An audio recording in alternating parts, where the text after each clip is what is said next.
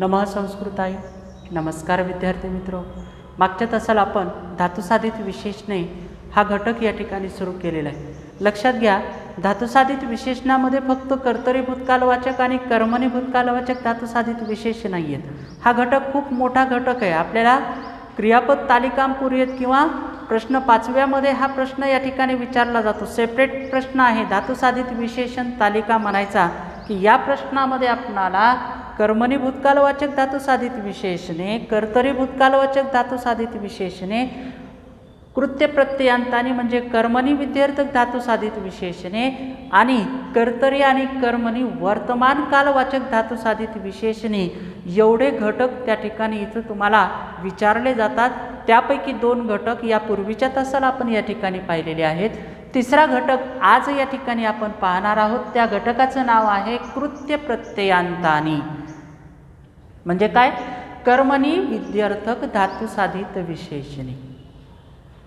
दोन्हीही घटक सोपे आहेत. कर्मणी म्हणजे काय हे आपल्याला या ठिकाणी माहिती आहे. विध्यर्थ म्हणजे हे काय या ठिकाणी आपण 9वीच्या तासात पाहिलेले आहे. कर्मणी ही आपल्याला माहिती आहे. कर्मणी म्हणजे वाक्यरचना कर्मणीची आणि विध्यर्थक म्हणजे विधिलिंग लकार ही क्रियापदे या ठिकाणी आपण पाहिलेली. ही क्रियापदे का वापरतो, ती क्रियापदे वापरण्याचं कार्य काय किंवा कारण काय आहे, या सर्व गोष्टींची चर्चा आपण 9वीच्या वर्गात या ठिकाणी केलेली आहे. पण क्रियापदाच्या ऐवजी सुद्धा जेव्हा विशेषणे म्हणून यांचा वापर होतो तेव्हा त्यांची भूमिका काय आहे, ती भूमिका इथे या ठिकाणी आपणाला समजून घ्यायची आहे. चला, कार्य, कर्तव्य, अनुकरणीय, भवितव्य, दृश्य, प्रेक्षणीय, दर्शनीय, त्याज्य, वक्तव्य इत्यादी शब्द आपण मराठी भाषेमध्ये अभ्यासलेले आहेत. ही प्रत्यय किंवा ही शब्द या ठिकाणी मूळ धातूपासून तयारी केलेली आहे. मूळ धातूंना वेगवेगळ्या प्रकारचे प्रत्यय लावून आणि प्रत्यय लावत असताना त्यात काही अंशी बदल करून हे नवीन शब्द आपल्या समोर या ठिकाणी आलेली दिसतात. ही सर्व शब्द आपल्या परिचयाचे आहेत आणि जेव्हा आपण या शब्दांचं या ठिकाणी वर्गीकरण करू तेव्हा 3 प्रकारात या शब्दांना आपणाला बसवता येतं. कोणत्या प्रकारात? पहिला प्रकार आहे तव्य प्रत्यय. याच्यामध्ये कर्तव्य, भवितव्य, वक्तव्य. कर्तव्यामध्ये क्रू धातू 8व्या गणातला आहे. तव्य प्रत्यय लावल्यानंतर कर्तव्य अंग तयार होतं किंवा धातुसाधित तयार होतं. भवितव्य याच्यामध्ये संस्कृतचा भव धातू आहे. या ठिकाणी तव्य प्रत्यय लावला, भवितव्य कर्मणी विध्यर्थक तयार होतं. वक्तव्य याच्यामध्ये वच किंवा ब्रू या ठिकाणी 2ऱ्या गणातला धातू आहे आणि वक्तव्य हे धातुसाधित तयार होतं. पुढचा आहे आणीय प्रत्यय म्हणजे मूळ धातूला आणीय प्रत्यय लावून अनु अधिक क्रू. अनु हा उपसर्ग आहे आणि क्रू धातू आहे. त्याच्यापासून धातुसाधित काय तयार होतं? अनुकरणीय. प्र अधिक इक्ष पासून प्रेक्षणीय आणि दृश्य. दृश्यपश्य हा पहिल्या गणातलाच धातू आहे. दृश्यपासून या ठिकाणी दर्शनीय असं आणीय प्रत्यय लावून मूळ धातूला हे प्रत्यय लावून आणीय प्रत्यय. त्यानंतर शेवटचा आहे य प्रत्यय. दृश्य पहिल्याच गणातला धातू आहे. पा पासून पेय या ठिकाणी तयार झालं. त्याज्य याच्यामध्ये त्यज अर्थ त्यागणे हा पहिल्या गणातलाच धातू आहे. त्यजपासून त्याज्य असं हे धातुसाधित या ठिकाणी तयार झालं. याचाच अर्थ असा होतो की ही सर्व धातुसाधित विशेषणे कर्माची आहेत. ती विशेषाच्या लिंगवचनाप्रमाणे या ठिकाणी वापरली जातात. विद्यार्थी क्रियापद आपणाला ज्याप्रमाणे उपदेश करतात किंवा एखाद्या गोष्टीची पात्रता, योग्यता, संभाव्यता या विविध अर्थाच्या छटा आपण विद्यार्थी क्रियापदाच्या माध्यमातून 9वीच्या वर्गात या ठिकाणी अभ्यासलेल्या आहेत. त्याच विविध छटा ही क्रियापदे किंवा विशेषणे आपणाला या ठिकाणी दाखवतात. म्हणून यांचा अभ्यास करणं आपल्याला क्रमप्राप्त आहे. संस्कृतमध्ये जेव्हा आपण यांचा वापर करतो पहा, कर्तव्य सज्जन सहवास. सज्जनांचा सहवास करणे हे आपलं कर्तव्य आहे. सुभाषितस्य संग्रह कर्तव्य. सुभाषितांचा संग्रह करणे हे आपलं कर्तव्य आहे. अनुकरणी या सज्जनानां पद्धती. सज्जनांची पद्धती किंवा सज्जनांचं आचरण हे खरोखरच काय आहे? अनुकरणास योग्य आहे. अनुकरण करणे त्याच्याप्रमाणे ज्यावेळेस आपण या ठिकाणी आपले प्राचीन ग्रंथ वाचतो त्या प्राचीन ग्रंथामध्ये सुद्धा आपणाला उपदेश केलेला आहे. रामादिवर्तितव्यम न रावणादिवत. राम इत्यादी सारखे वागावे, रावणासारखे वागू नये. हा काय आहे? हा सुद्धा विद्यार्थी क्रियापदाच्या माध्यमातून इथं काय केलेला आहे, उपदेश या ठिकाणी केलेला आहे. विशेषण म्हणून सुद्धा यांचा कधी कधी वाक्यात वापर होतो. जेव्हा विशेषण म्हणून वाक्यात वापर होतो तेव्हा वाक्यरचना पहा. प्रेक्षणीय स्थलम, प्रेक्षणीय म्हणजे पाहण्यास योग्य काय आहे, स्थळ कोणतं, कसं आहे, प्रेक्षणीय. आपण जेव्हा कुठं हिस्टॉरिकल प्लेसला या ठिकाणी जातो किंवा ऐतिहासिक स्थळांचं दर्शन करण्यासाठी जेव्हा जातो किंवा तिथं भेट देण्यासाठी जातो तेव्हा आपण पाहतो खूप प्रेक्षणीय स्थळ असा शब्द त्या ठिकाणी आपण वापरतो. पूज्य ग्रंथ, ग्रंथ हे नेहमी आपणाला काय आहेत, पूजनीय आहेत. ही सर्व विशेषणे कोणाप्रमाणे वापरलेली आहेत, त्यांच्या विशेषाच्या लिंग वचनाप्रमाणे या ठिकाणी वापरलेली आहेत. कोणत्याही मूळ धातूला य, तव्य आणि अनेय प्रत्यय लावून ही कर्मणी विध्यर्थक धातुसाधित विशेषणे या ठिकाणी तयार होतात.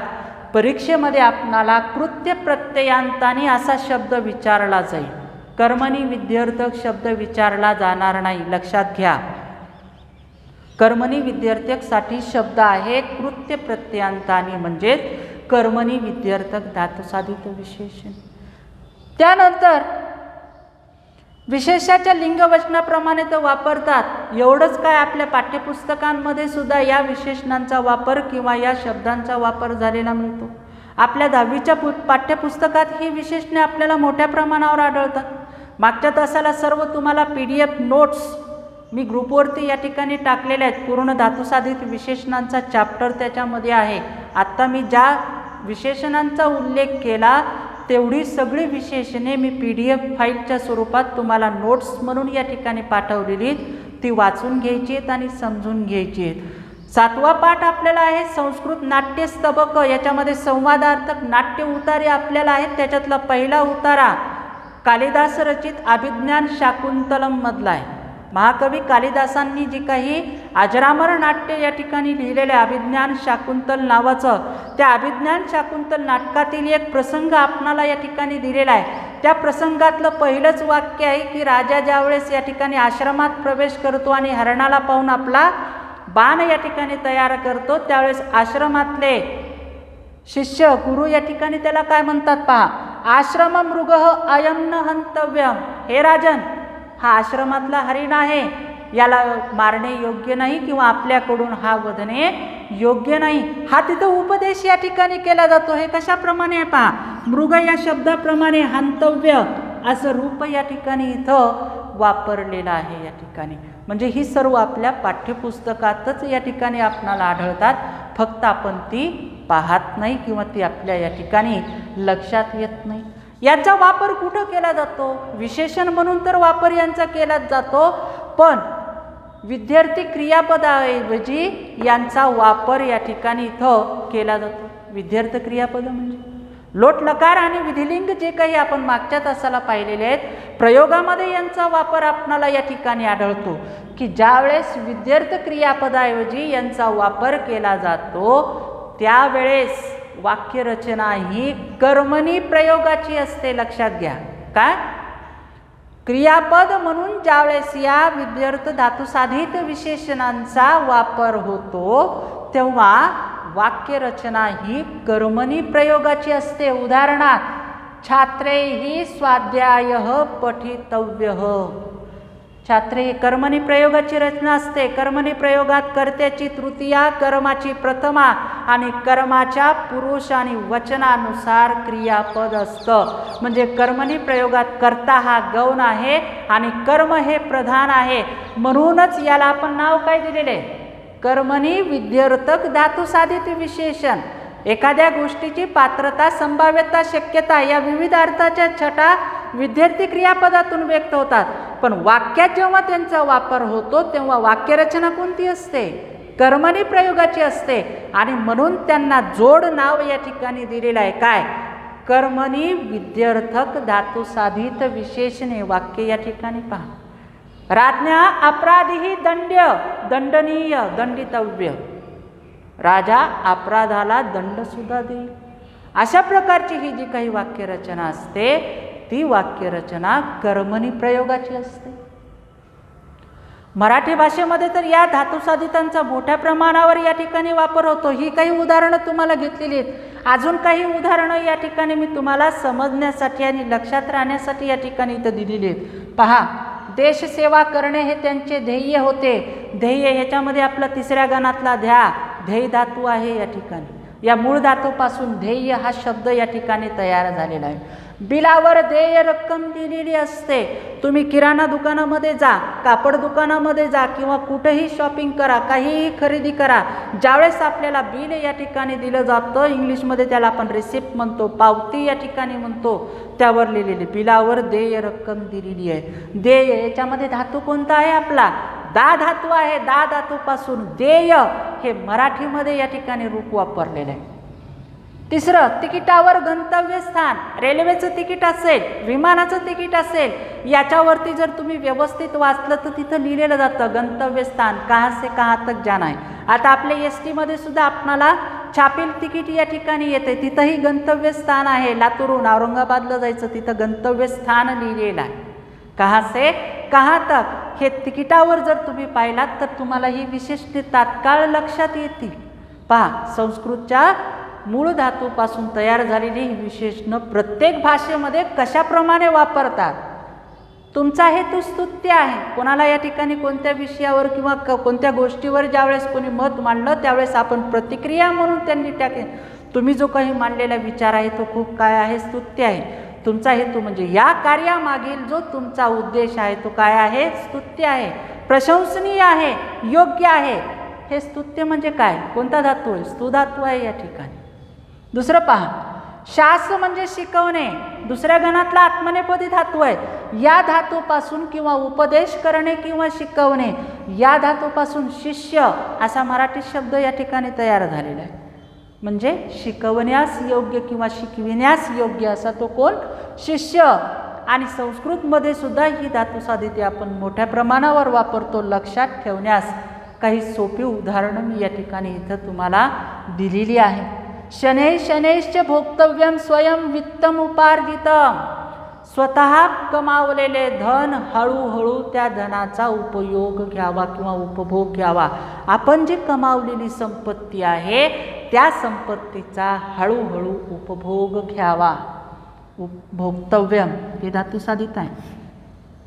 गते शोको न कर्तव्य. गेलेल्या गोष्टीविषयी शोक करू नये किंवा झालेल्या गोष्टींविषयी आपण शोक करू नये. त्याग एकः गुणः श्लाघ्यः.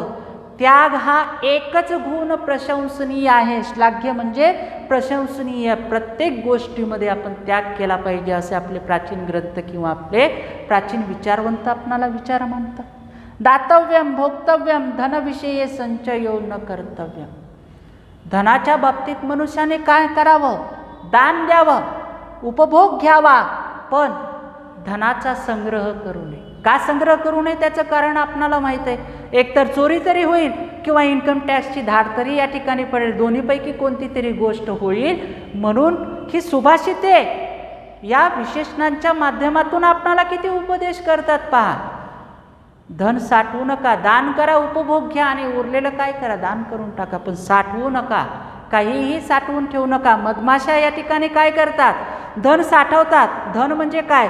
मध साठवतात. पण काही काळानंतर काय? मधाची पुळी दिसली की आपण काय करतो? झाडतो. साठवलेलं धन नष्ट पावतं. संचितार्थः विनश्यती. साठवलेलं धन काय होतं? नाश पावतं. म्हणून असा उपदेश करण्यासाठी सुद्धा यांचा या ठिकाणी वापर केला जातो. म्हणजे ही छोटी छोटी या ठिकाणी काय आहेत? कोट्स ज्याला आपण म्हणतो.